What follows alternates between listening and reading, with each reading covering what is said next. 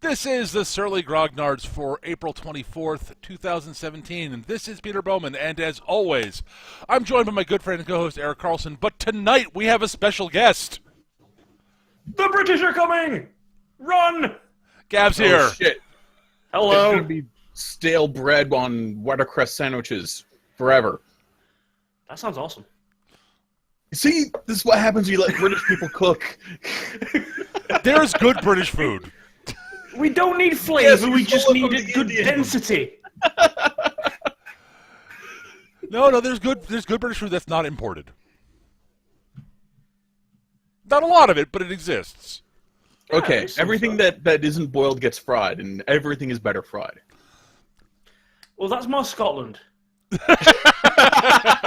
It needs to be deep fried in a layer of batter. You can deep fry anything. You can, thanks to the Scottish, I am aware it is possible to deep fry ice cream. Oh, I know that. We have the South for that. You guys have the North. That's that's like a Tex-Mex thing around here. I'm not kidding. It's true. It originated in the South, but it originated in the South. Yeah. There is a traditional English fish and chip restaurant in the town where I work, except it's owned by a Scottish couple, and deep fried Mars bars are on the menu. Okay. Yeah, it sounds total Dixieland, honestly. No. The really terrifying thing is apparently you can get deep fried butter in the South here in the States. Ooh. I'm not surprised. I am baffled by this and don't want it, but I'll try anything. That's like walking into a restaurant and ordering a heart attack. Yeah. Like I said, I'll try anything once, and assuming I survive it, I'll probably try it a second time. I'm just baffled by the concept. You know, no, I can't see. I can't complain too much about that since one of my favourite snacks is bread and rendered pork fat. Ow. I'll be fat. Dripping, bit of dripping. Lovely bit of dripping. Wait a minute, isn't that just pork rinds? There's No, it's just pork. It's pork rinds is fried pigskin.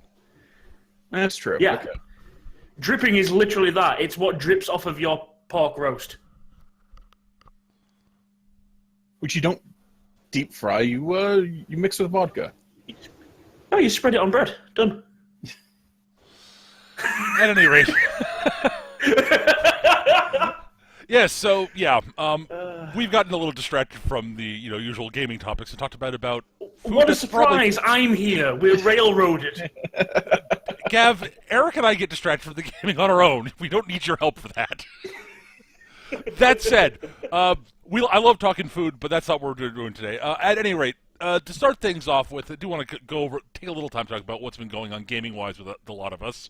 And we'll save Gav for last, because I think Gav's will probably transition to the actual topic tonight. Explain why I'm here. Yes. So, Eric, let's see. Eric, what have you been up to? Well, it's funny you should mention that, because I've been playing a lot of 40K video games lately. This is true. But in other gaming news, like, I don't know, largely the same as last week. I still have my same two games. Been futzing around the Shadow Wars stuff. We might one day get an actual campaign going. Woo. Exciting. That's cool. That could be quite cool. Yes. I've really not been doing much of interest video gaming wise, other than I got to run my Star Wars I got to run both the Star Wars game and the Hero Sci-Fi game for the first time in a month and a half. Nice. Yeah, my Thursday crew is, they have lives and their jobs occasionally take them out of town and stuff. Right. Group. So it's this week. Okay, well, one of us is, in California, one of us is in Maryland, and a third of us is sick because he's caught whatever his daughter has. Huh. Next you'll be telling me one of them just fell asleep. So, Gav, how did you enjoy the Saturday's Star Wars game? Well, it technically was Saturday for me. Yeah, unfortunately, I got home from work that night and I just crashed. Yep. I remember messaging Peter at 5 a.m. Like, I looked at my watch and my phone. I'm just like, Yeah. Skype. Sorry, Peter, not going to make it. The deuce you say, Gav? We're already done recording. Yeah. I'm actually in the process of uploading it right now. So yeah, we had the Star Wars game. Gav unfortunately zonked out, which is totally understandable. And Yeah, I mean, it's not like we're doing this at an exactly great time for him. Well, it's one of those things. I mean, if I was on your time schedule, I'd be at work when we started. Yeah. So, you know, it's a double-edged sword, so... Right. At least I get to play if I can stay awake. So you just almost get murdered by giant bugs because you weren't around. Yeah. I'm disappointed. I've listened to it back. I am disappointed nobody went for a body slam.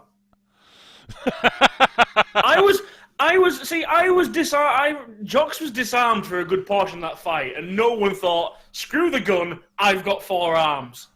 Well, you hadn't have it. You hadn't had an action yet. Is the problem? Well, yeah, that damn slow. Yeah.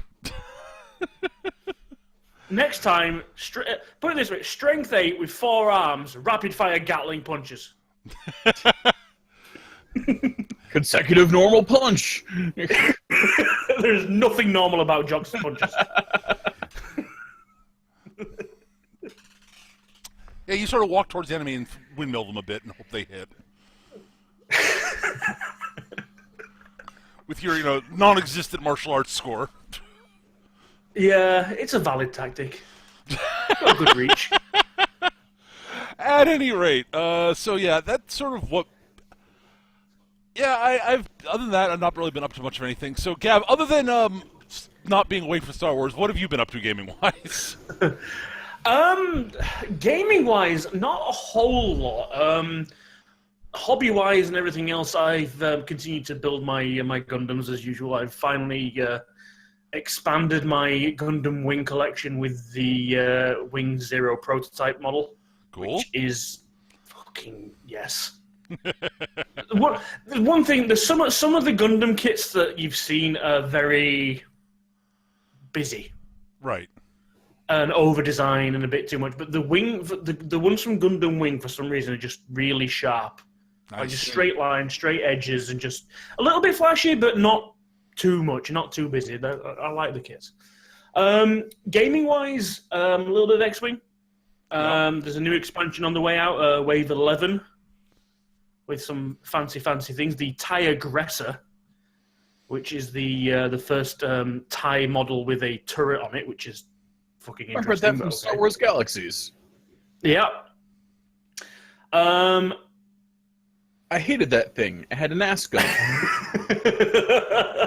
Means I'd be zipping around my little friggin' privateer ship, and then suddenly I'm getting shat on with green laser bolts, and it's just not cool. I'm behind you. That's not how this is supposed to work. More interestingly, they've actually also announced that the Rebels are going to get a Wookiee heavy fighter. Oh, cool. Which is quite cool. But yeah, I mean, the main, and I think basically what we're going to end up moving on to is the main thing is adapting and panicking over the oncoming update of Warhammer 40,000 into its 8th edition. And oh, good lord, the salt levels online. Yeah, well, welcome to the edition. Oh my god, the edition of my favorite game, insert whatever game it is changing. It's going to be horrible. On fire and exploding. Yeah. Combined with it'll be the best thing ever because nothing could possibly go wrong. Yeah. Yeah. Because before the game comes out, you see both those groups. Yep. I have seen so many different arguments, and I'll give the community credit. They are creative. There's very many different arguments as to why this is the worst thing in the world. They're all mostly wrong, but okay. Yeah. So yeah, the guys at Games Workshop recently, today in fact, have just put out a video based on FAQs and stuff like that they've got about major concerns about the thing. And although they've obviously left a few things vague because I'm amazed that they've actually done this. Yeah, the Games Workshop engaging in the... Dude, the guys at Adepticon, ITC, and Nova, the three of the biggest tournaments in the US, have helped design the game. They've play-tested the hell out of it. And Games Workshop play-testing a new edition. That's unheard Mind of. blown. I don't believe it. I've never heard of that since third edition. No, they've never done that except for third edition 40K and 6th edition Fantasy Battle. Well, I mean, give them credit. They're standing behind it and saying that this is, quote, the most robust and best balanced version of 40K ever. We shall see. Honestly, wouldn't be shocked given that virtually every edition of 40K has been... Well, actually, almost every version of 40K since 3rd edition, from what I understand, at launch, has been reasonably well balanced. Mm-hmm. And then the Codex power creep. Of course, yeah. Of course it's well balanced at launch. They haven't actually released any fucking armies yet. They haven't had a chance to give the blowjobs and cocaine to all the Marine players. Well, from what I'm understanding, for anybody who's familiar with the Warhammer universe, they've basically decided that it's going to lean heavily towards what they've done with Age of Sigmar. Luckily, it's Age of Sigmar now, and not Age of Sigmar when Age of Sigmar was released. Oh, so you mean they actually made it into an actual war game with like point values and shit? Yes. As opposed to Calvin Ball. Just play with Not even just with points values, but they've also, they've retained force organization charts like the old, 1 HQ, 2 troops. Except there's supposedly 30 different force organization charts with different abilities and benefits depending on which one you take. Okay. And it's to help you build a more, flavorful army based on what you want. But okay, there's all sorts of stuff. At launch, they're going to be releasing the rules for free, and they are going to be dropping 5 army books, which I'm guessing is going to be Armies of the Imperium, Adeptus Astartes, Xenos, Chaos, and Other, to basically replace all the codexes and everything that's going away, so you can play with them straight away day one. Right. Which not a bad, but it's like I say, these are all things that they're trickling out one by one. But the by far the most amusing part of the whole thing is the community. I mean, I've just flicked back over now, and somebody's already put up.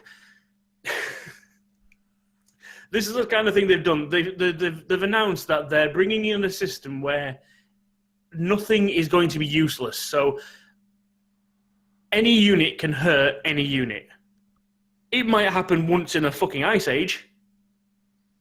But like a guardsman enough guardsmen with a lasgun could potentially glance a land raider to death. I remember those. If it can get through, they can get through all the layers of armor and the saves and everything else, and extremely, extremely lucky. The community, however, have just posted up Games Workshop selling a box of 5 Titan Killer models. It's 5 Cadian Guardsmen. See, that's actually funny. Yes, I will agree there. But that, like I said, that's one of the more sensible reactions. The sky is most definitely falling for some of them. But this isn't a new thing. I mean, there was a story not long ago. I think it was the change from 5th to 6th or 6th to 7th, one of the two. No, it was sorry, I'm getting ahead of myself. It was the end of Fantasy, the end of Warhammer Fantasy, start of Age of Sigmar. A dude had like a 10,000 point undead Tomb King's army. Yeah. Right. And he burned it. Yep, I remember that. I remember that, and, it was certainly a ridiculous bit of theater and an overreaction. Like, Dude had a right to be pissed off. The game world he'd been playing in for 25 years just got blown up and replaced with, look, fantasy Space Marines. You like Space Marines, right? Let's put them in fantasy. With no rules. Admittedly, Tomb Kings of them all did get screwed over. Yeah. Oh yeah, they got completely boned, and them and unjustly so. And the Bretonnians, they got. Yep, the Bretonnians are gone. The Empire only exists because of friggin' Total War. But like again, Workshop they've learned. They're now saying that every model, every unit, everything that's currently in the game will be playable in the new edition, and we'll see how things go. Oh, there's another one. See, the same thing. The guardsmen can kill tanks and everything else. Remember the scene from Saving Private Ryan where Tom Hanks' character is down, desperate, and just in defiance shoots his handgun at the tank, and he goes boom. Welcome to 8th edition. Yeah. I'm of two minds about that, honestly. Actually, I'm gonna tell you something now that will surprise and shock you out of Games Workshop. In fact, I linked it to you guys in the chat we were having before, and it's one of the last bullet points of the crib notes that I gave you. Yep, I looked from at game. Go ahead, go. If you have recently bought a codex or rulebook, because essentially this is going to be a replacement quickly, and it is going to make all current rulebooks and codices obsolete. Right. It will be done. So they've basically said, if you have recently bought a codex or rulebook with proof of purchase within the last 8 weeks of this announcement being made, you can email customer services team and receive vouchers for the value of the book you've purchased. That is Games Workshop giving you that book for free. Yeah, no, and that's actually pretty damn stand-up of them, not going to lie. I remember back when the transition to 3rd edition, and 2 months before 3rd edition dropped, the freaking Sisters of Battle Codex dropped. I mean, they were pimping the hell out of that. And there were even a couple people who had started building a Sisters army. And then 3rd edition happened and just made it moot. Yeah. Yeah, I'm baffled. That does not sound like the Games Workshop I know. No. To be fair, when they made the announcement Saturday, they released their preliminary FAQ, and one of the questions is, why should I trust you? The answer is, because we're the new Games Workshop, TM. So has Jervis Johnson been replaced by a pod person? I mean, I think it's more they got rid of whoever the asshole was that came with the whole Age of Sigmar. We don't need rules. People just buy our toys. Yeah. And as I said, I don't want to dig too hard on Jervis Johnson. He's actually, from everything I understand, a lovely person and apparently a fun guy to play games with. Yeah, everything I've heard about Jervis Johnson is that he's great and an integral part of the world building, but don't let the dude near any kind of rules. No. But at any rate, yeah.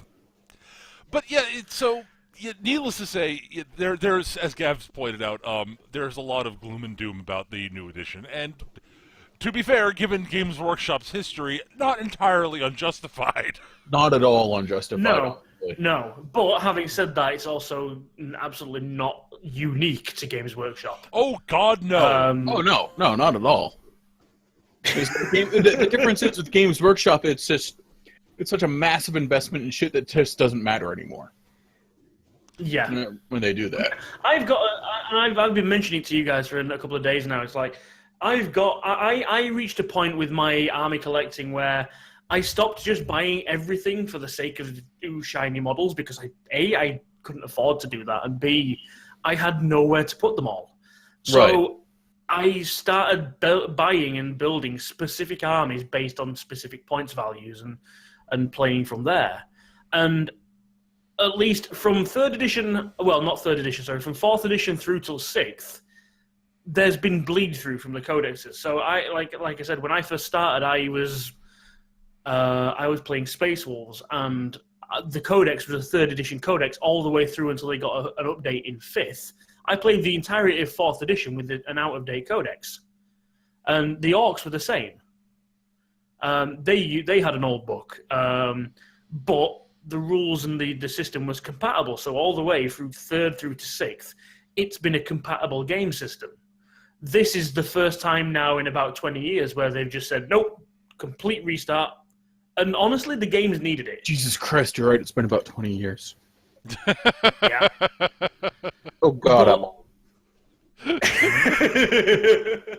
was in college when that 3rd edition dropped. But yeah, like you say, it's definitely needed it. It's needed a reset because it's spiraling so far out of control at the moment. Oh yeah. Like I looked briefly, like maybe a year or two ago, about getting back to 40K, and like I took one look at the whole formation thing and the allies bullshit, and I was like, yeah, fuck this. Not even going to try. I'll admit, but I've said, yeah, go ahead, Gav. Sorry.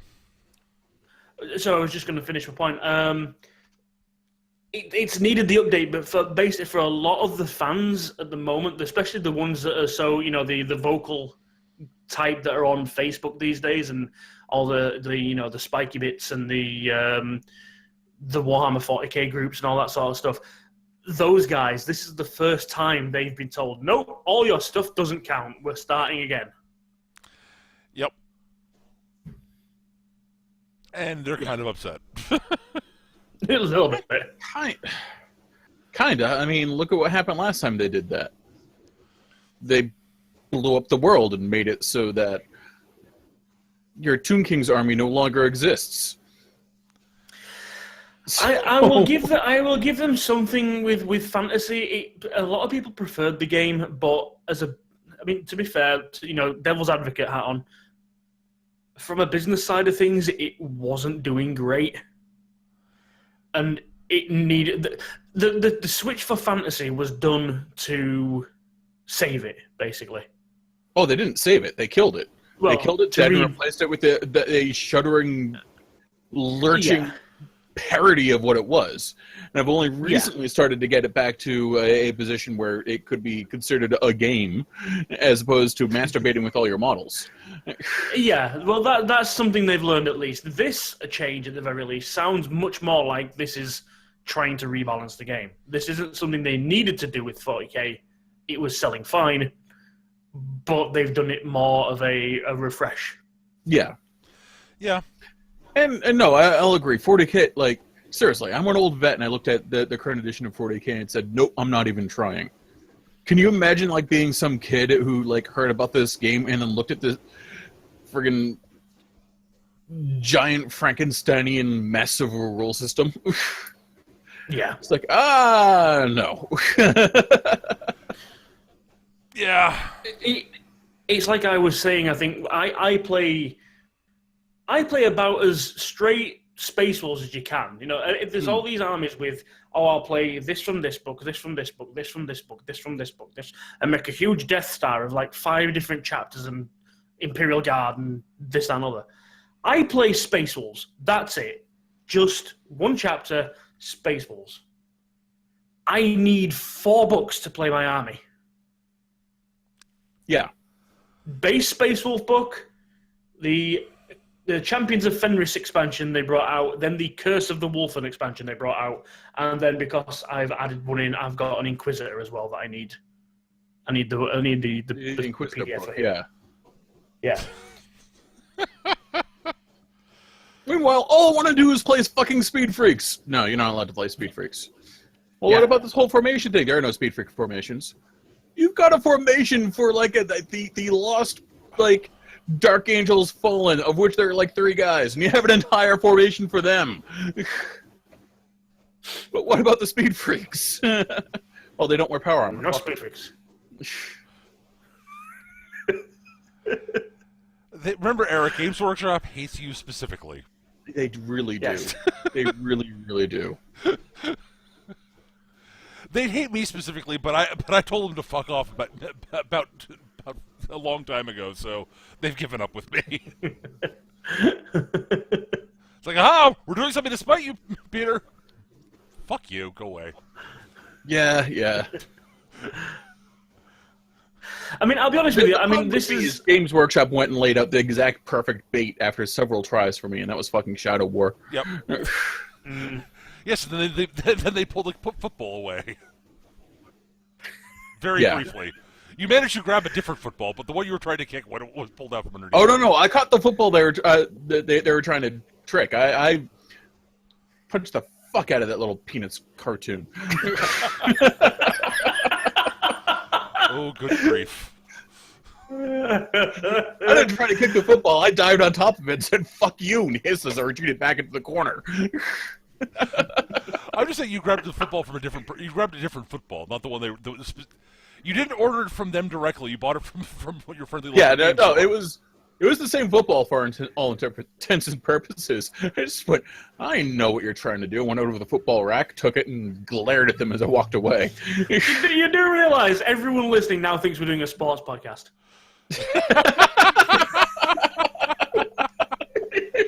Long story short, yes, they wanted to. They created Shadow War, the thing that Eric was interested in. Then they announced it was limited edition. It was sold out. Fortunately, Eric's local game store actually had copies in stock that Eric was able to reserve. Yes. Yeah. But yeah, I mean, I'll be honest with you. For me, I've only really experienced this through Warhammer. Mm-hmm. My other games that I play, obviously, X-Wing hasn't got to the point. It's getting a little bit bloated now, but it hasn't got to the point where they've reset it or brought out a new edition. Right. The only other real things that I've played is card games, and they're generally dealt with new expansions rather than editions. Yep. Or, using their ban lists and all the rest of it to manipulate the game state rather than resetting it. Yeah, or they'll come with, And I mean, obviously, I am a tabletop role-playing gamer as well. And I've heard plenty of oh god, another new edition, all that kind of thing. But because I've never GM'd or anything like that, I don't really pay attention too deeply to the rules. I just play what's put in front of me. Right. Yeah. Yeah, I honestly, for me, in terms of the tabletops, it's only really happened to me in terms of significant change with GW. Because most of the tabletop war games I play don't change editions very often. Well, the thing with the RPGs as well is it's quite easy to just say, okay, well, this new version sucks. Want to play might as well just keep playing this one. Well, yeah, yeah, I mean, the big thing with role-playing games is it's a very sort of, you generally play with a group of people, and if you want to play with an older edition, you say, I want to play with this older edition, and most people are like, fine, whatever. Or they tell you you're insane, why the hell would we want to play second edition Dungeons & Dragons? Well, yes, I agree with you on that point. Eric and I've agreed on this point for that point, but irrelevant. The thing with tabletop wargaming is edition changes are a big thing. Because in general, there's the entire competitive scene, there's the pickup community, all of that there. Well, yeah, it's like if you're going to play a game against some random person, you got to know which edition you're playing against. You're playing off ahead of time. And it's it's one of the reasons I'm not a big fan of house rules in tabletop war games, because if you play with house rules a lot, then you play against some random person, you're speaking a different language all of a sudden. Yep. Well, this is actually another reason why I'm glad they're doing this with 40k, because there are a lot of depending on which tournament you go to, the rule set you're playing is completely and utterly random. Like, they recently released an expansion called Death from Above, which was to give the flyers in the game a little bit more structure, because they brought them in, and I mean, obviously, you guys haven't played 40k in this this state, but essentially, they are super fast, super mobile, heavy weapons platforms that are really hard to hit because of the flying rule. You can only actually hit them on sixes, and and you can't aim. They're basically really hard to hurt, mobile heavy weapons platforms with almost no downsides. So they brought in rules in this book to nerf, well, not nerf them, but to control them. To give them, to give you some answer to them, is what you're saying. The cannon can't shoot, so giving the different flyers a role. So the Space Marine heavy transport that flies in is supposed to drop things off, was good at shooting things on the ground because that's what it was supposed to do. It's not a dogfighter. Whereas the Eldar Super Sleek Crimson Hunter jet is an air superiority fighter, is really good at getting things in the air, can't shoot for shit at things on the floor. And little things like that. And the vast majority of people just went, no, it's a supplement, we don't have to play by those rules. Right. But what about the 3 supplements that you're making your army out of? No, supplements aren't official. You don't have... Well, they're official, but you don't have to use those rules. Okay, I'm not allowing you to use the supplement you're making your army from. Yeah. You can't. No one else uses it. You can't... it's like, for fuck's sake. Well, that's comes back to it, like, you're speaking a different language now, and part of this because GW has been so hands off at the tournament scene for so long. Like go to any tournament and there'd be an entirely different set of house rules that you're just expected to know. Mm-hmm. Some tournaments allow and X-Wing and Warhammer Hordes, who all have where the developers are active in the tournament scene. They watch what happens and they make sure that stuff is built around that. And that seems to be what the new GM is drawing a lot of inspiration from. Yeah, well, this is the thing. Like I say, this is why they've asked a lot of the big tournament groups to actually help playtest the game. Right. Because in this, like I said, they wanted to balance the flyers. What was the other thing as well? Well, that was actually what everyone was saying. So everyone that was happy to have this balance brought in was saying, okay, fine. Baby can have his bottle. When 8th edition comes around and they're the actual rules, you can't complain anymore. Right. Oh, they'll complain. But it's like you go to a certain tournament, it's like it's 50-50 whether you're allowed to use Forge World or not. Some love it and let you include it. Some have very strict rules on what you can and can't use. Some say no. And it's very difficult to know. It's like there's no uniform way of playing. To the point where I think it's the ITC crowd. They've actually helped, playtest this new edition, but they're so well known for their own house-ruled version of the game that they play. People wait to see what this year's set of rules are going to be before they start building their lists. Right. It's kind of like how people won't bother starting to build Warhammer Hordes tournament lists until Privateer releases the new Steamroller format, so people know what scenarios you can expect to play and what answers you'll need for that. That makes a certain amount of sense. But this case, it's a third-party group which just happens to be a popular tournament format and not the actual fucking company. Yes. Exactly. But yeah, but back to the sort of tabletop role-playing game thing. With the editions, since there isn't really a tournament scene for, or competitive role-playing game scene, because despite the fact that they used to do those, they tried. They used to try. No, it's not even tried. They did them for decades. Which is so weird. I don't understand it, but, it's like, okay, sure, yeah.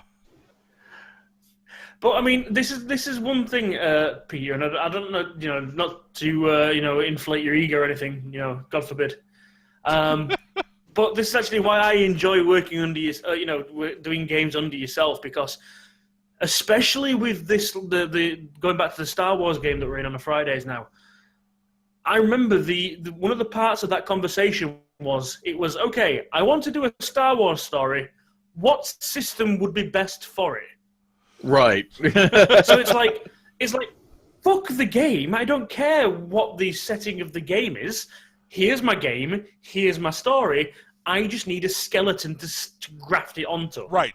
Yes. And that's what the role-playing games do. Yep, in theory. Yeah, well, yeah, with a little bit of work, just a little bit. A little bit of, just a wee bit. Yeah, well, no, again, it's not like there aren't different, like, purpose-built Star Wars systems out there, but... There are. Yeah. And most of them are fine games in and of themselves. It's just... I've never personally come across one that actually felt like Star Wars. Right. Yeah. I can't speak for Fantasy Flight 1. Sure, right, me either, but... Yeah, because while I have the copy of the book right there in my fucking pile next to the bed, I haven't actually played it, and I'm terrible at sussing that out until I actually get in there with and build a character and try to murder something that's bigger than my head. I have two fists. Yeah. But yeah, no, the whole Star Wars feng shui thing... fair, that... Yeah, go ahead, Gav. Yeah, so, I mean, to be fair, that's why there are, role-playing game companies out there that have literally just put out a book saying, there is no story. Here's a game system. Yep. Do with it what you like. Oh, yeah, absolutely. Yeah, GURPS and Hero, both just off the top of my head, that's pretty much what they do. And then they'll publish supplement books for their stuff. Yeah, right? like they'll publish, like, Champions or... GURPS Cthulhu, which is a thing that exists. It is. Oh, no. GURPS is, or at least, I don't know if they still are, but they are infamous. They were at least at one point infamous for the sheer quantity of just different setting books you could get. And, like, they would do, like, anything. And the really amazing thing about it is, almost all of them were really, really well researched and written. Their setting books, they were great. Oh, Jesus Christ! They did GURPS Uplift, and they got David Brin to fucking do all the to write it. It's like, we'll handle the mechanics stuff. You tell us if it feels right, and feel free to put in anything you want. So what you're saying is that you're going to build an RPG world using your game system for my giant series of books? Yes. This is officially canon. I want you guys to know that. Bryn literally, like, some of the stuff that was invented for GURPS Uplift, Bryn said, yep, that's canon now. Yep. This is part of the Uplift universe. Because CGS Games went to Bryn and basically said, hey, dude, are you willing to help us? Like, we'd like to, like, we're doing this, we're licensing it. We'd like to license this. And Bryn's like, cool. You want my help with it? You want my help with it? And they're like, you want to help us? We'd love to have that. That would be awesome. Sweet. But, like, seriously, like, the GURPS stuff that, like, for a long time, like, I knew a lot of people who hated GURPS hated the GURPS system, and I don't understand hating the GURPS system personally, but it does some things really well. It does some things not as well as others, right.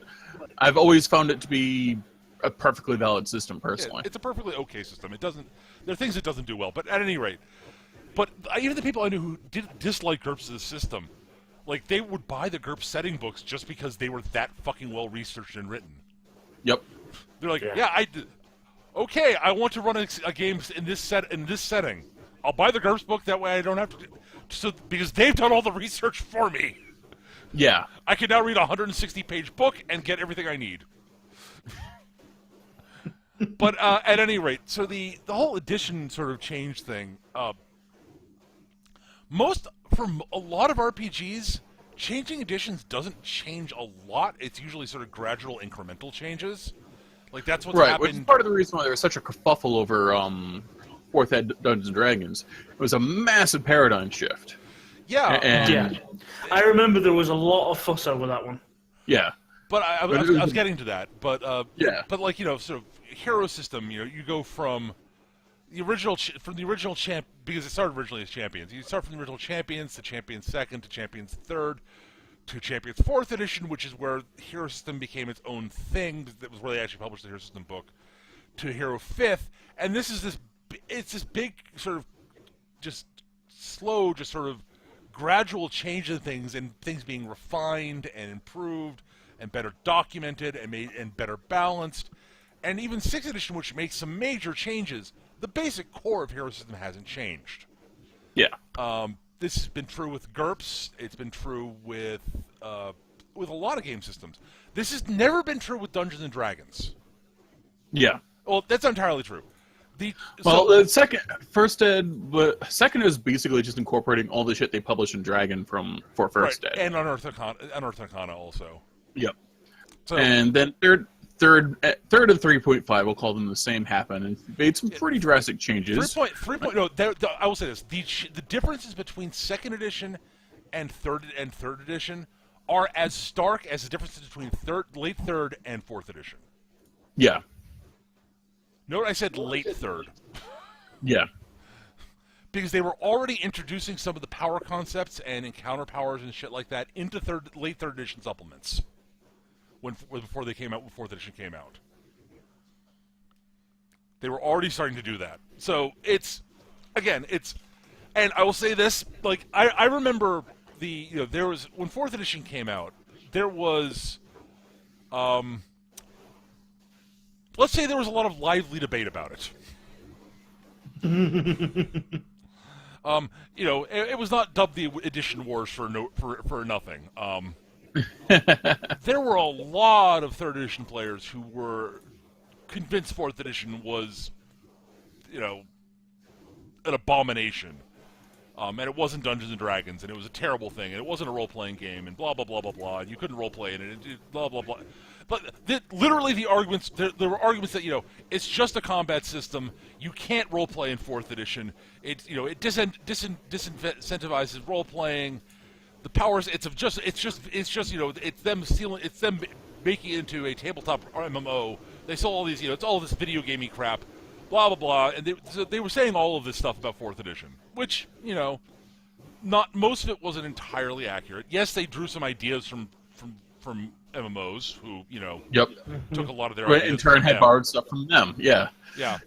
And then, I proceed to point out that to the 3rd edition diehards who were complaining about this, that the exact same things were said about 3rd edition. They were like, no, 3rd edition's not at all video gamey. Oh, really? No one said that about 3rd edition. Really? Have you did not see the second edition fans going on about oh my god, they're just turning it into tabletop Diablo. Yep, I remember that. Yep. To the point, the fact that there's actually a 3rd edition D20 Diablo book. Well, it's a 3rd edition D20 for everything. Yeah, just about. But I'm just saying, that was actually a pretty early I've got a Farscape one kicking around here. I mean, come on. The Diablo one was pretty early on. There was also a D20... amusingly, there was actually a D20 World of Warcraft game. Yep. I've seen it. I don't own it, but I've seen it. Yep. It makes sense, but yeah. Yeah. This is, for 3rd edition. And, 3rd edition, like, oh my god, the second edition fans, like, they were up in arms about 3rd edition. Now, mind you, the big difference here is when 3rd edition came out, 2nd edition had been basically dead for, I don't know, 10 years. Yeah.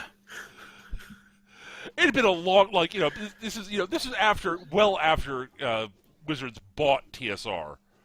Yep. And they published a few things for 2nd edition, but it was basically dead when 3rd edition came out. So yeah, they decided, okay, we're gonna make a new version of D&D for the new millennia, basically.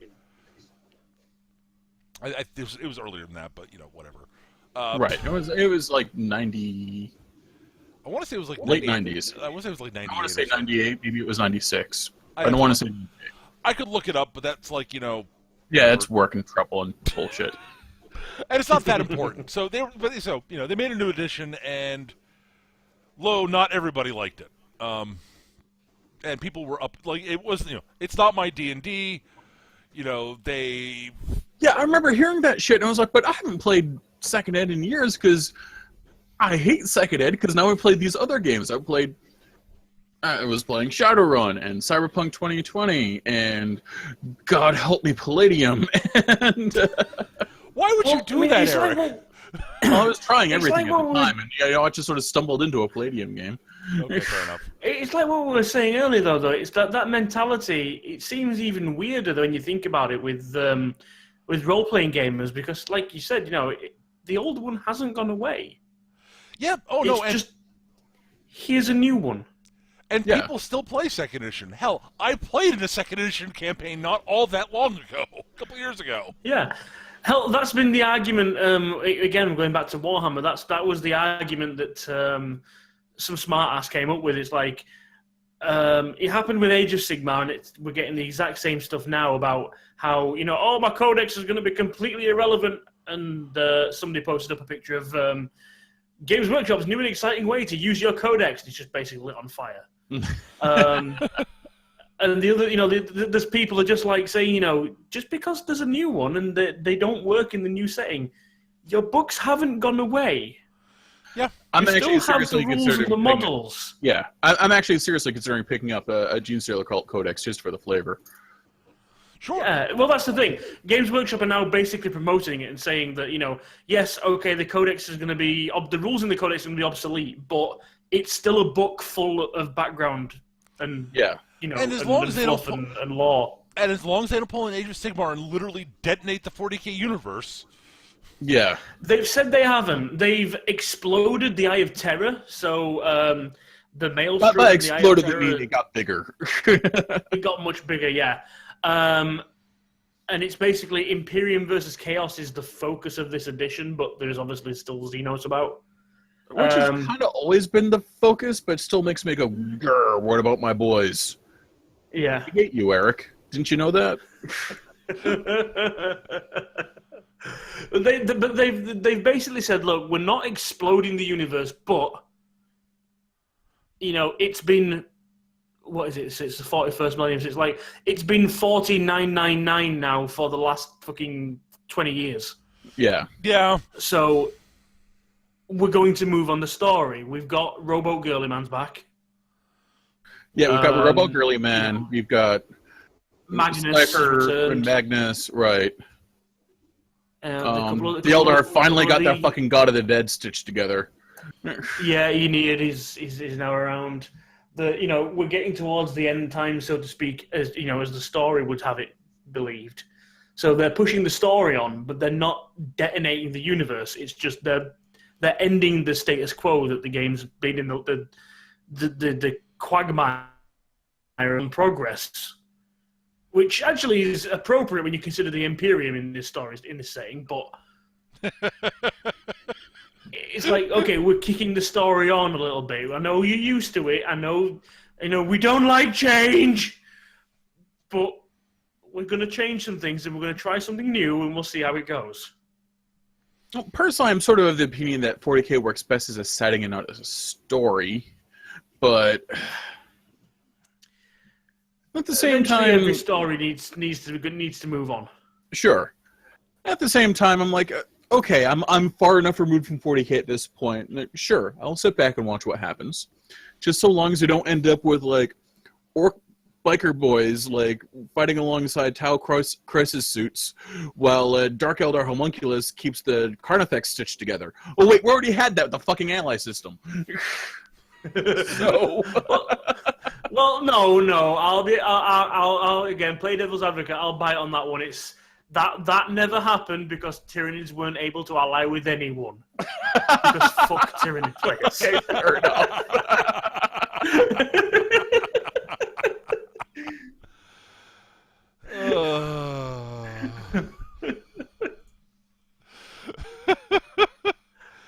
Actually, just on another related point, if some of the rumors I've heard about the combat system being changed, because melee really fucking dropped away in the last edition. But if some of the rumors I've heard, I might actually end up going back to my Tyranids because, Gene Stealers could be brutal in this edition. And Eric, so good chopper boys, so good sluggers. Yeah, they do get to attack first for a change. Yes, they do. I don't know. We'll see what happens. I might, as this happens, that always happens. I'll eventually end up playing a game or two. Realize that I don't like it and go back to War Machine.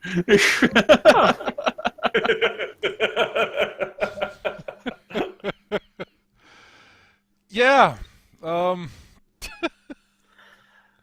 But yeah, I mean, like I said, sorry, I didn't mean to derail again. Oh, look, I did it again. Yeah.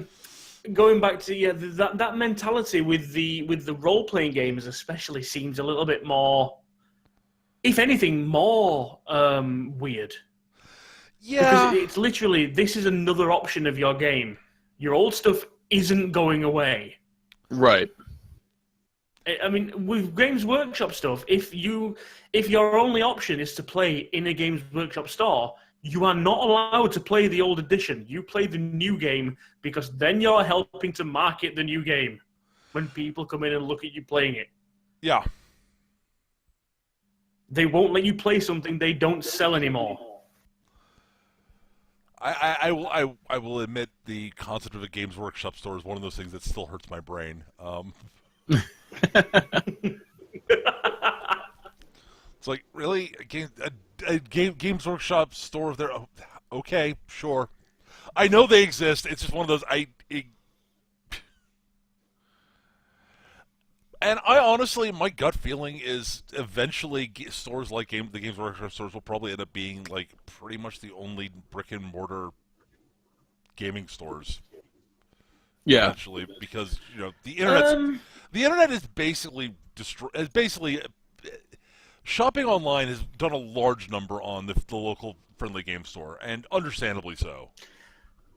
The ones that will survive are the ones that are big enough to hold tournaments. I think here's the thing. Like, I think the ones that actively like maintain a culture and a community around themselves will probably survive. Yes. I think while. because and they'll end up becoming more gaming clubs, and you'll probably end up having to pay a membership. That I think is probably for the best, honestly. Yeah. But at any rate, or they'll have an alternative revenue stream, like buy your snacks here, or we also sell just general books, or we're also a pizzeria, which is apparently a thing out in Western Mass. See, that's awesome. Yes. See, it's like this. It's like I want. Go ahead, Gav.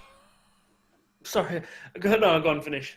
I was just gonna say, see, combining a place to play tabletop war games and board games and role playing games and shit with a fucking pizzeria. Yeah, I'm kind of amazed it's not a more common thing. Yes. Yeah. Like, I know board game cafes exist. Like Yeah, so that's what I was going to mention. The place where I go is basically it's first and foremost it refers to itself as a gaming store, just in general. Mm-hmm. And it does everything it can. So it has a huge section of just board games. Right. And even has a thing where you can just come in and rent a board game and just play it for an afternoon. Yep. But then at the same time, it's got the wall of Warhammer, it's got the wall of Magic cards and Yu-Gi-Oh cards, and they've organized D&D events where they DM and people play with them. They do tournaments for X-Wing and Warhammer and else, and they've always... like I say, Friday Night Magic, they've got Magic pre-releases, they've got Yu-Gi-Oh pre-releases, they've got all these different card games, and there's always something every weekend, and it's that culture that just keep coming in. And place is always packed. Yeah. Because there's always something to bring people in. Even if they're not there to buy, they'll still be there spending money because they'll be paying into a tournament or doing some, just the upstairs fridge and that kind of shit. Exactly, yeah. Because I know that's pretty much like Pandemonium's business model. Like, we always have stuff going on. We always have people in there. And we also sell books. And, would you like some snacks while you're gaming? Meanwhile, Hobby Bunker, I'm not sure what Hobby Bunker does to stay in business because they hold really weird hours. But Hobby Bunker is much more of my ideal place because it's literally like in a basement with like poor lighting and lots of old weird stuff lying around. Like, I would live at Hobby Bunker. Hobby Bunker. If I could afford my own place in a basement, it would look like Hobby Bunker.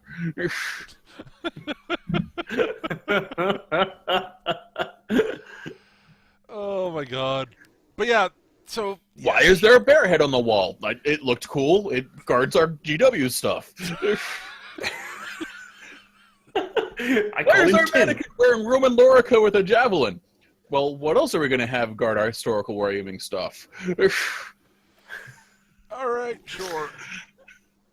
I'll be honest, Hobby Bunker sounds more like a place where the owner's really rich and doesn't care. That might be it. And yeah. Well, they've been around for fucking ever. Yeah, they don't advertise as far as I can tell, but like everyone in Boston, even if they don't game, has like at least heard of this place. Yeah, they're sort of a Boston institution in a weird sort of way. Yeah. Like everyone knows about them, and like they're like there's this little basement there's this basement store in Medford in like this like total like industrial wasteland. Yeah, it's bizarre. Honestly, their location sucks. It's terrible. It's got like I said, they keep weird hours. Like they never seem to be open when I have time to go visit them. They're probably a mob front. Best mob front ever if they are. At any rate, yeah. Like, seriously, I love Hobby Bunker. I just wish I could go there more often. Yeah. But yeah, so the you know, I get. So yeah, with the back to the whole sort of weirdness of the sort of, you know, instinctive hatred and rebelling against edition changes in role-playing games because, you know, yes, oh no, 4th edition D&D's come out. Yes, I know WotC has snuck into your house and stolen all of your 3rd edition books. I'm aware. He hasn't stolen them, but I opened it this morning and it's blank. There is something about like not having the game you're playing be supported anymore. Yes, and that's what it is. Yeah. And to be fair, when WotC did that, they pretty much opened the door for Piazzo to come in and go, "Hey, look, it's D&D 3.75." Yeah, well, and it was entirely. There were several things WotC did completely fucking wrong with 4th edition. Yep. And none of it has to do with, and honestly, none of it really has to do with the game system itself, in my personal opinion. Now, whether you like 4th edition or not, that's not the problem. That's not where WotC dropped the ball big time. The biggest thing WotC completely fucked up with 4th edition, and oh my god, they completely fucked it up, was after the initial sort of, you know, very early on, before 4th edition came out, the PDF versions of 4th edition, the Player's Handbook, leaked. And a bunch of people downloaded it and read it, and then this is what got a lot of people, like, because people have been hearing them talk about it, and everyone was like, I remember hearing people talking about, like, the basics, the big changes in 4th edition, and I thought some of these ideas were fucking stupid. Yep.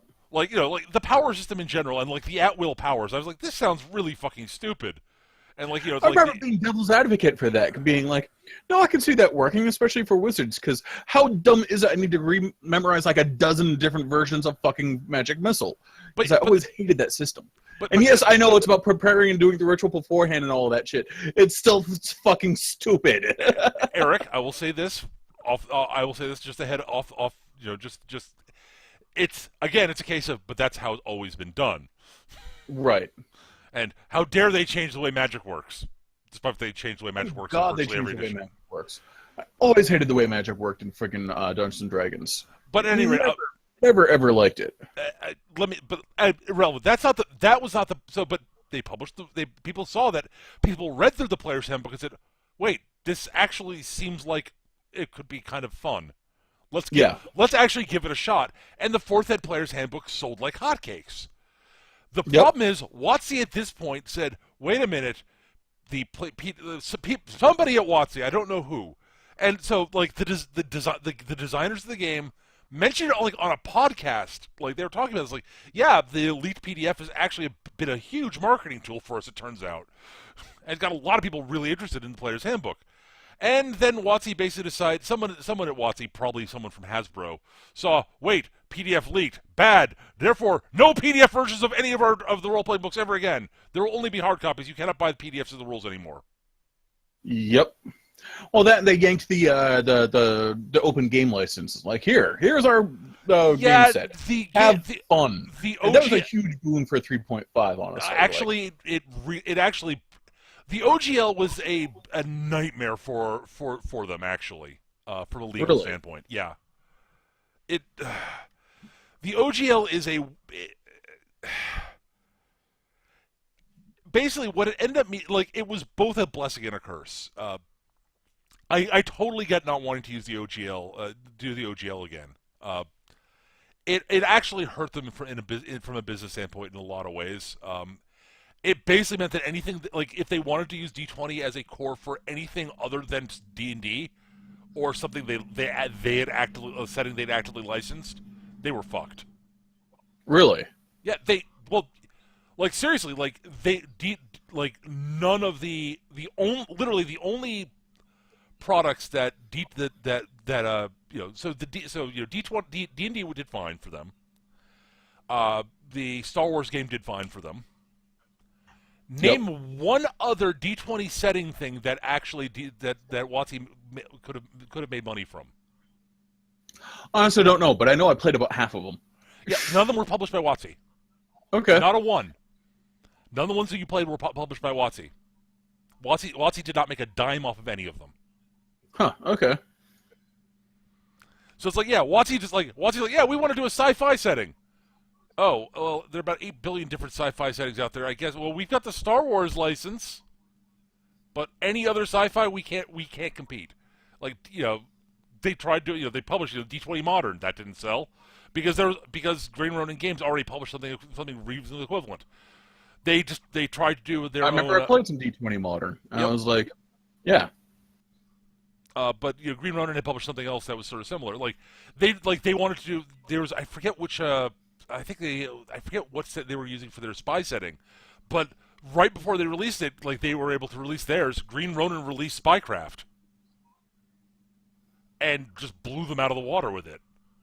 And that's what WotC was that sort of thing was why WotC was like, yeah, we also honestly 4th edition's power setting was not the way 4th edition was set up is not really conducive to being genericized. Yeah, well, the way 4th edition was set up, it was going to be much harder also. Yep. So on anyone wanting to do it. And they had their own way for people to publish stuff for 4th edition as a third party. It just wasn't the OGL. It was they did things a little bit differently. It wasn't just open source. Right. So, but that wasn't as big a problem as honestly as the as WotC going no PDFs ever. The no PDFs. Also, WotC completely revamped their online presence and botched it completely. Their new website was terrible. Their new forums weren't very good. They just completely botched all of their online presence when they revamped. Well, of course, they had no PDFs on the website. That did not help. And again, the OGL actually kind of bit them in the ass, again with Pathfinder. Yep. I mean, Pathfinder was not the official version of Pathfinder didn't come out until Paizo basically said to them, "Look, can we license the core rules from you guys so we can publish it?" And WotC's like, "Well, we can make money off 3rd edition. Fine." Well, Pathfinder was also pretty much a lot of the old developers for it was some for 3rd Ed also. It was some of them. It wasn't that many of them. I don't believe it was that many of them. Most of the I don't know, it might have been. I'd have to look back at it. I don't remember who. I remember it was like a good chunk of them basically fucked off from WotC and it said, "Well, like our own D&D with blackjack and hookers. I'll just be 3.75." Yeah. Which is pretty much what Pathfinder is, guys. It's D&D 3.75. Yep, and it's one of the reasons I don't. I played it. It's exactly what it is. Yeah, I played it. It's exactly what it is. But at any rate, D&D WotC just kept making business decisions that cut themselves off at the knees and opened up more market share for Paizo. Seriously, the no PDFs thing was so huge. Paizo made money hand over fist because of that. They're like, "Oh yeah, we can." "Oh yeah, no, you can totally buy Pathfinder PDFs of Pathfinder." And you might wonder why is that a big deal? Well, for a lot of people, they like being able to have all their rule books on a fucking tablet. Yep. I get it. I prefer having hard copies myself, but no, I absolutely also prefer to have hard copies. But I gotta tell you, since I got a smartphone, and we're playing Third Ed Shadowrun, which a lot of it you can find for free downloading to various places. I've got half the books on my phone. And Chris has most of them in hard copy, but if someone else is using it, I can look it up on my phone. Right. Yeah. The only difference is you don't have a handy fucking weapon. Exactly. Because my phone is not heavy enough to smash someone's skull. Right. No. I mean, oh my God. But yeah. So yeah. Oh my God. Well, yeah. So what's the uproar of 4th edition though? Oh my God. Oh yeah. It was edition wars that I hadn't seen since the second ed to 3rd ed 40K. Yeah. Well, oddly enough, I've just been looking through one of the websites as well, just to go back, and it's more of a. Somebody's posed a question, which there's no doubt. It basically says before the mass of the internet, was there so much complaining about new editions? Obviously, the internet is one of the reasons why there's so much complaining out there. But the variation in the responses is actually really interesting because the first response is. Yeah, I remember the change from 2nd edition to 3rd edition Warhammer 40k, and people were angry then, even though, in this guy's opinion, even though it was a huge improvement. And it was, I remember. Two comments down, 3rd edition was the worst thing to ever happen to wargaming. The next, there was another one a little bit further. Obviously, did people used to complain with the internet? Yes, we did, but we communicated via post or carrier pigeon, and a flame war ended in fisticuffs because bitches talk shit get hit. Come on, Gav. We also launched We also launched messages via trebuchet. Yeah, those were the days. But this is possibly my favorite one. It wasn't so bad, but small groups of idiots always complain every time something changes. Unfortunately, thanks to the internet, you now have greater access to idiots. Yes. This is entirely accurate. This is entirely true. No, it's the big difference between the D&D thing. Like when people are saying, yeah, this is the big, people are going on about how the edition wars from 3rd to 4th was there are more people hate 4th edition than any other edition of D&D. And I'm like, actually, no. It's about the same as people who hated 3rd edition. It's just what 3rd edition was happening. It's just an entirely different format. See, and they're louder. Well, it's not that they were louder. It's just that it was easier to find what they were saying because because there's a difference between there's a difference between what was at the time, the way forums were handled and, the beginnings of social media. And back when 3rd edition came out, there weren't forums. There were things that were very similar. There were BBSs, Right.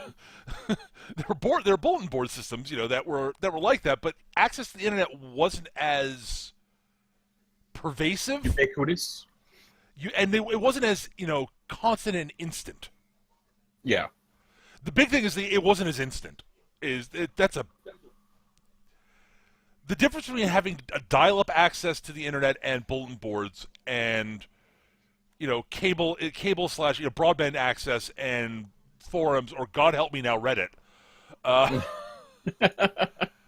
is just the immediacy of you being able to voice your opinion and why you don't like what you like, or why you like what you like, is big. And so yeah, there was a lot. If anything, the hatred of the changes from 2nd to 3rd was actually arguably more virulent than most people's objections to 4th edition, except for the Wizard players, the people who played 4th edition Wizards and were complaining about having their toys taken away. 3rd edition Wizards. 3rd edition Wizards, yes. Fuck those guys. Seriously, fuck those guys. Somebody else spoke about. I don't get this because I don't understand the game. Is it THAC0? Thaco. Yes. Thaco. The comment is, I hate all this Thaco stuff. Why can't I play my 29th level drow, fighter mage, thief, monk anymore? Lol. First edition to second edition. Yep. Yep. Oh, Thaco. I don't know Thaco. It's to hit armor class 0. It's right.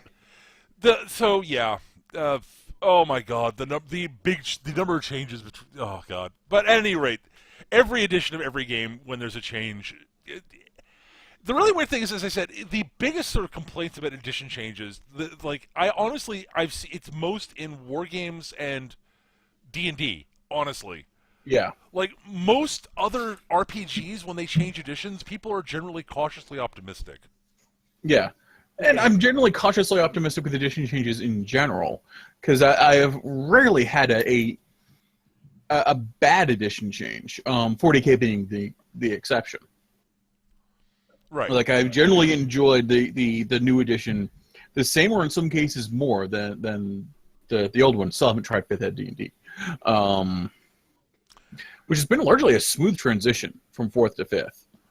Like I have not seen nearly so much like rabid hatred or edition wars over that. Well, that's because most of the 4th edition fans have basically realized that they've been shoved in the corner and nobody cares. Right. That like me. I knew nobody was going to... fans. Yeah, I knew nobody was. Oh, poor bastards! I knew nobody involved in 5th edition was going to give a flying fuck about what I thought about 5th edition, so I just gave up and walked away. Fair enough. Yeah. Because it was clear from the outset that 5th edition basically was looking at 4th edition as a giant, colossal mistake and should be ignored. Well, I'd be willing to try it. I just haven't had the chance to. I actually have not played 5th edition entirely, partially because of the fact that the design ethos of 5th edition was entirely, let's look at 4th edition, a system I met Peter liked a lot, and say, yeah, everything about that is wrong and bad, and why did we ever do that? Oh, kind of like how editions of 40K from 4th on said, okay, you know what, Eric? You know that Speed Freak army you really liked? Yeah, fuck it. Yeah, kind of. And I'm going to mention one more thing, just from the forums again now. Just again to sum up the level of salt that's about there. and if you're a 40K player, you understand this. After years listening to people bitching about how overpowered the Eldar are, I thought nothing else could be so tiresome. I stand corrected.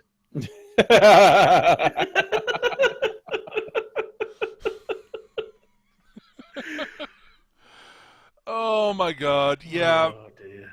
yeah.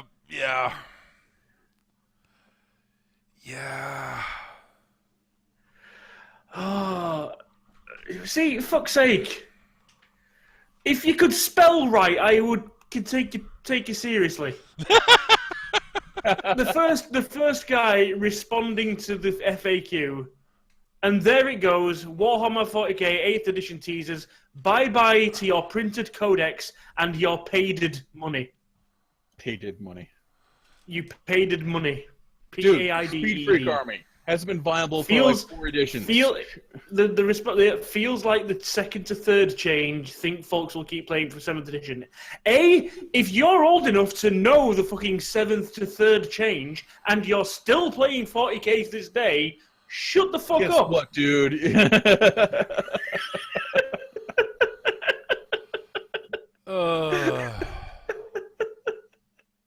Come on, I'm willing to bet this guy owns like every codex also. Oh, more than likely.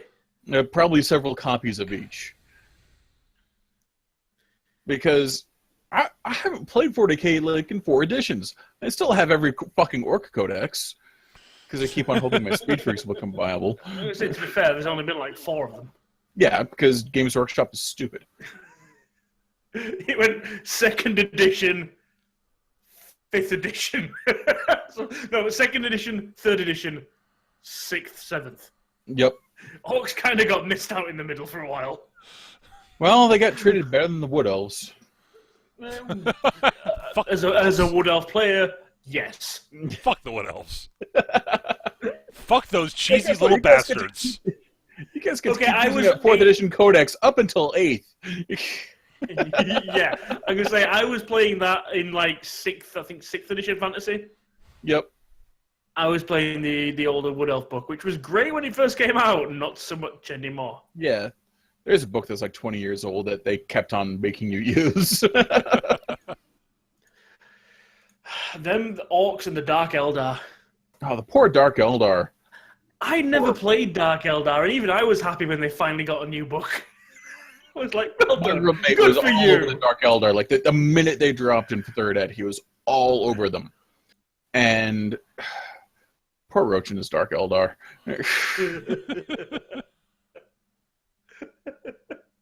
Literally, I had no intention of playing the Dark Eldar, but when they got a new book in like 6th edition, I was looking at my friends like, good for you. Well done. You got new toys. Wow, someone remembered you exist. You didn't get squatted. Yeah. Now, if only they do the same for the Sisters of Battle. Well, I remember I was a Space Wolf player as well, so I was one of those. I just managed to get out of 3rd edition, just before 6th edition hit. Right. Well, Space Wolves had some good shit in 3rd edition too, because we had a Lehman Russ. Yeah. And they took it away. It took it away. I love my Lehman Russ. It went Dakar. Gav. I was a Skaven player. Hey, remember that Doom Wheel? Remember that Ribbon Lord? Remember how those are core parts of your army? Fuck them. And they're all back now. And they're all back now because the next Skaven armies book, they went, okay, yeah, it was dumb to take those away. By the way, here's some new models for them. Yeah. It's like, that Eric guy, has he given up? He's not playing anymore? Cool. Okay, bring them all back. Okay, we can bring them back now. Pretty much what happened.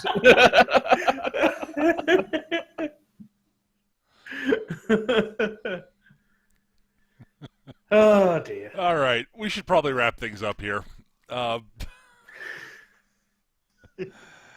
Thanks to everybody for listening. I hope everybody enjoyed the show. Thanks to Gav for joining us tonight. It was fun. No problem. I hope you guys found this episode entertaining at least. I have no idea what the hell we were talking about for overall. We just sort of went. Look, we're like gamers in our 30s and up. Okay, we just wind us up, watch us go. Pretty much, yeah. We'll just pretty much. Oh God, we've turned into like grandpas in nursing homes. Yes. Dude, that's why this is the Surly Grognards. Back when I used to play D&D 3rd edition. Gav, look at the title of the show. What? I know. We are self-aware here at Surly Grognards. Back when I played 40K, you had to play with your own severed knuckle bones. You only ever got to roll a 1. Unless it was for an armor save. Games lasted for weeks because no one could hurt anyone else. Yes.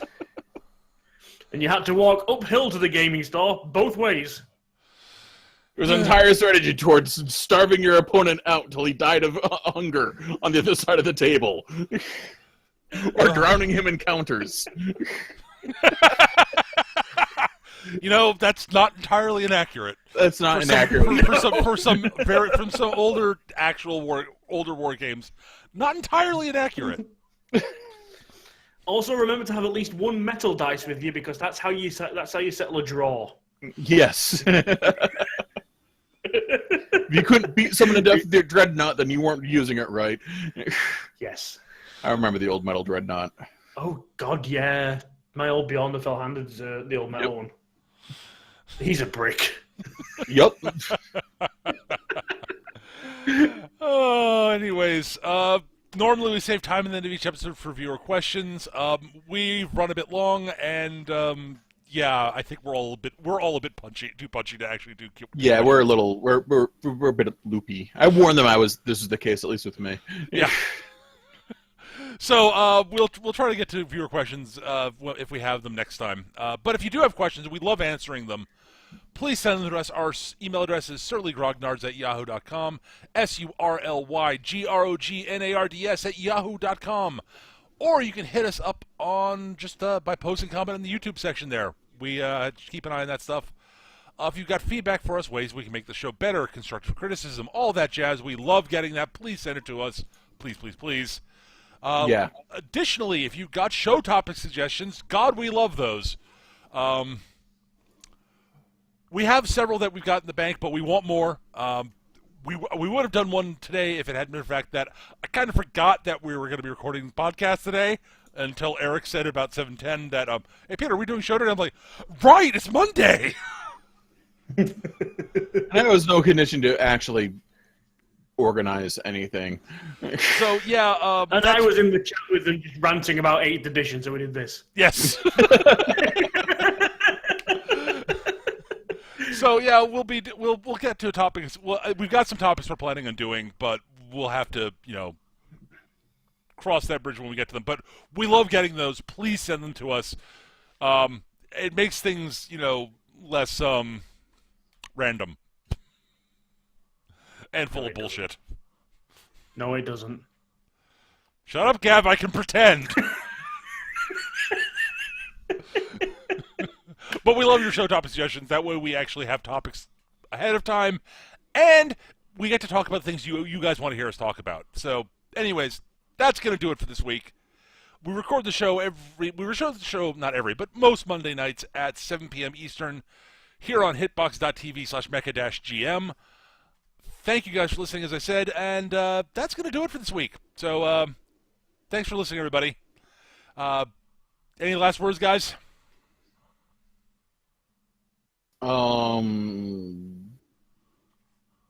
Zygote. Don't feed them after midnight.